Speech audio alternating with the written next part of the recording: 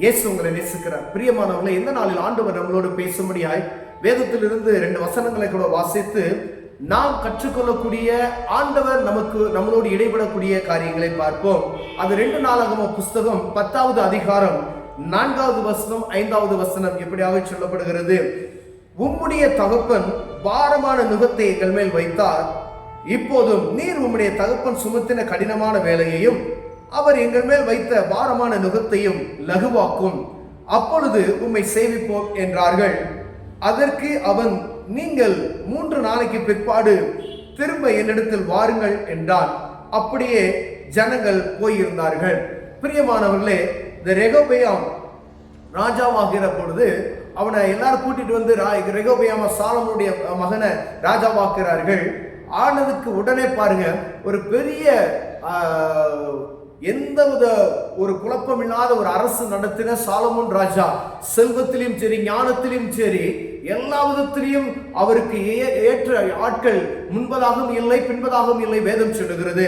அப்படிப்பட்ட ராஜாவினுடைய மகன் ஒரு சிறிய தவறு செய்கிறதை பார்க்க முடிகிறது. பிரியமானவர்களே, அந்த ஊர் மக்கள்லாம் சாலமோனுக்கு பிற்பாக அவர்கள் கொடுக்கப்பட்ட கடினமான தண்டனைகளை குறைக்கும்படியாய் சாலமோன் ராஜாவுடைய மகன் ரெகொபெயாமிடம் வந்து அவர்கள் முறையிடுகிறதை பார்க்க முடிகிறது. போயிட்டு நீங்க 3 நாள் கழித்து நீங்க வாருங்க அப்படின்னு சொல்லுகிறார். நல்ல காரியம். ஏன்னா ஒரு 3 நாள் யோசித்து அதற்கான காரியங்களை முடிவெடுக்கும்படியாய் அவர்கள் சொல்லுகிறதை, அது நல்ல காரியத்தை அவர் முடிவெடுத்தார். பாருங்க, அவர் அப்பொழுது ராஜாவை ரெகொபெயாம் தன் தகப்பனாகிய சாலமோன் உயிரோடு இருக்கையில் அவன் சமூகத்தில் நின்ற முதியோரோட கூட ஆலோசனை பண்ணி, முதியோருடைய ஆலோசனை எவ்வளவு இன்பமானது என்பதை நாம் இதன் வழியா நாம் கற்றுக்க முடியும். பிரியமானவர்களே, இந்த முதியோர்கள் சொல்லுகிறார்கள், அவர்கள்லாம் நீங்க லகுவாய் ஆக்கி கொடுங்க, அப்போ உங்களை அவங்க வந்து எப்பயும் கடைபிடிப்பார்கள், பின் செல்வார்கள் என்று சொல்லுகிறார்கள். முதியோர்கள் ரொம்ப கடினமான பாரத்தை உங்க தகப்பன் அவர் மீது சுமத்திருக்கிறார், அந்த கடினமான பாரத்தை நீங்க கொஞ்சம் லகுவாக்கி கொடுங்க அப்படின்னு சொல்லி முதியோர்கள்லாம் சொல்றாங்க. அப்ப முதியோருடைய ஆலோசனை அவன் வாங்கி கொண்டான். பின்பு என்ன செய்யறான் பாருங்க, அவன் சமூகத்தில் வளர்ந்த அவனோடு ஏற்கோளான வாலிபர்களோடு கூட ஒரு ஆலோசனை எடுத்து பண்ணுகிறார். அவர் ஆலோசனை பண்ணும் பொழுது அவர் நண்பர்கள் சொல்லுகிற ஆலோசனையை பாருங்க. அப்ப நீர் தகப்பனுக்கும் உமக்கு வித்தியாசம் இல்லையா அப்படின்னு சொல்லி அவர்கள் கடினமான உபதேசத்தை, மாறுபாடான உபதேசத்தை அவர்கள் கொடுக்கிறதை நாம் பார்க்க முடிகிறது. பிரியமானவர்களே, உன் தகப்பன் ஒரு சின்ன வேலை கொடுத்திருந்தானா சவுக்கால தண்டிச்சா, நான் வந்து தேனால தண்டிப்பேன், பலவிதமான காரியங்கள் அவர்கள் சொல்லுகிறார்கள். பாருங்க, 3 நாளைக்கு பின்பதாய் ஜனங்கள் வருகிறதை நாம் பார்க்க முடிகிறது. அவர்கள் வந்ததும் முதியோருடைய ஆலோசனையை தள்ளிவிட்டு அவன் வாலிபனோடு, அவன் ஏற்கோளான இருக்க வாலிபர்களோடு அவன் ஆலோசனை பண்ணினது போல அவனை கடினமாய் ஆலோசிக்கிறதை பார்க்க முடிகிறது. பிரியமான, அதுக்கு அடுத்த வசனங்களை நான் பார்த்தோமா, அப்படியே நினைச்சாங்க, அவனை விட்டு என்ன தூரப்படுத்துறாங்க, நீ உன் குடும்பத்தை பார்த்துக்க அப்படின்னு சொல்றாங்க. அப்ப ராஜாக்களாய் இருக்கக்கூடியவர்கள் பாருங்க, ஒரு தலைவராய் இருக்கக்கூடியவர்கள் எப்படி ஆலோசனை பண்ண வேண்டும் என்று வேதம் நமக்கு அருமையாய் கற்றுக் கொடுத்திருக்கிறது.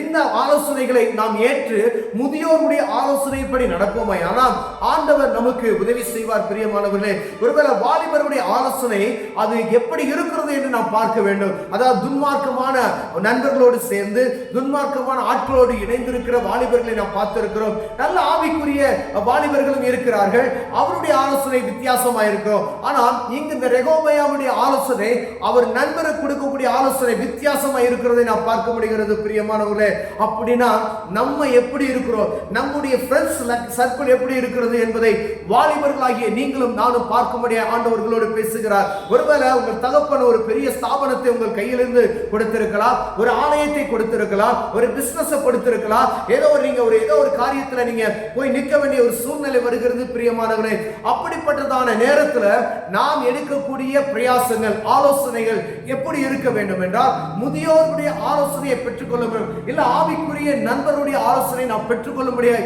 ஆண்டவர் உங்களோடு என்னோடு பேசுகிறார். பிரியமானவர்களே, வாலிபர்கள் மிகவும் ஜாக்கிரதையா இருக்கும்படியாய் ஆண்டவர் உங்களோடு பேசிக் கொண்டிருக்கிறார். முதியோருடைய ஆலோசனை மிகவும் முக்கியது. அதே போல ஆவிக்குரிய நண்பர்களாகிய வாலிபர், இரண்டுக்கு வித்தியாசம் இருக்கிறது. ஆவிக்குரிய வாழ்க்கையில் இருக்க நண்பர்களுடைய செயல் வித்தியாசமாக இருக்கும். உலகப்பிரமான வாழ்க்கையில் இருக்கக்கூடிய வாலிப நண்பர்களுடைய காரியங்கள் வித்தியாசமாக இருக்கும். நம்ம யார்கிட்ட இருந்து ஆலோசனை வாங்குகிறோம் என்பதை முக்கியமா நம்ம ஒவ்வொரு நாளும் பார்க்கும்படி அழைக்கப்படுகிறோம். எந்த சூழ்நிலையிலும் நாம் தவறான முடிவு எடுத்து விடாதபடிக்கு ஒரு தலைவராக இருக்கிறோம், ஒரு நீங்க ஒரு கவுன்சிலரா இருக்கிறீங்க, இல்ல எம்எல்ஏவா இருக்கிறீங்க, இல்ல ராஜாவா இருக்கிறீங்க. இந்த ராஜாவுக்கு தான் சொல்லப்பட்டு இருக்கிறது, இவன் இஸ்ரவேல் தேசத்துல தாவீது வம்சத்துல ராஜாவாக்கப்படுகிறார். அவர் செய்கிற மகத்தான ஒரு தவறு, அவரை ராஜாவை ஆளுகிறதை தள்ளுகிற சூழ்நிலைக்கு அவர்கள் இஸ்ரவேலை நீ உன் குடும்பத்தை நீ பார்த்துக்க, நான் எங்க வீட்டுக்கு போறோம் அப்படின்னு சொல்லிட்டு போகக்கூடிய ஒரு சூழ்நிலை இந்த இடத்துல வருகிறதை நாம் பார்க்க முடிகிறது. பிரியமானவர்களே, ஒவ்வொரு நாள் ஆண்டவர் நம்மளோடு பேசிக் கொண்டிருக்கிறார். வாலிபர்கள் ஒவ்வொரு நேரத்திலும் நீங்க எடுக்கக்கூடிய ஒவ்வொரு காரியத்திலும், வியாபாரமா இருக்கலாம், ஊழியமா இருக்கலாம், நீங்க படிப்பா இருக்கலாம், எந்த ஒரு காரியத்தையும் முதியோர்கள்ட்ட நீங்க ஆலோசனை பெற்றுக்கொள்ளணும், இல்ல ஆவிக்குரிய நண்பர்கள்ட்ட ஆலோசனை பெற்றுக்கொள்ளும்படியாய் ஆண்டவர்களோடு பேசுகிறார். பிரியமானவர்களே, கண்களை மூடுவோம், ஜெபம் செய்வோம். அன்பின் தகப்பனே, ஆண்டவரே, முதியோர்களின் ஆலோசனை எவ்வளவு இன்பமாய் இருக்கிறது. அந்த ஆலோசனையை நாங்கள் பெற்றுக்கொள்ள உதவி செய்வீராக. ஆவிக்குரிய நண்பர்களுடைய ஆலோசனையை நாங்கள் பெற்றுக்கொள்ள உதவி செய்யும் நாங்கள் ஜெபிக்கிறோம். இயேசுவின் நாமத்தில் பிதாவே, ஆமென்.